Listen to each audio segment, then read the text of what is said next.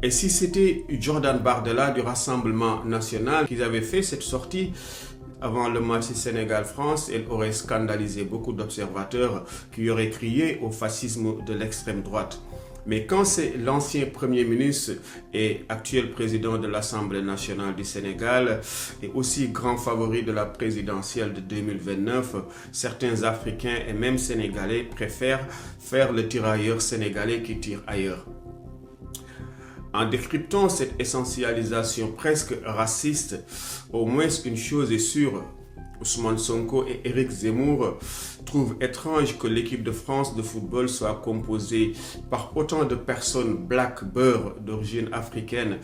et venant de l'extrême droite, précisément du parti Reconquête d'Éric Zemmour et de son égérie Sarah Knafo. Certaines peuvent comprendre. Mais fusant quand même d'un ancien Premier ministre du Sénégal et actuel président de l'Assemblée nationale du Sénégal, cela peut sembler être une passe aveugle mal négociée et surtout manque de diplomatie politique envers la France du football par la deuxième personnalité de l'État du Sénégal. À enfoncer le clou, c'est quelque part comme si Ousmane Sonko corroborait même l'idée même reçue de Français de papier et d'Africains d'origine, comme aime d'ailleurs à le signaler Marion Maréchal Le Pen, la nièce de Marine Le Pen, et même un certain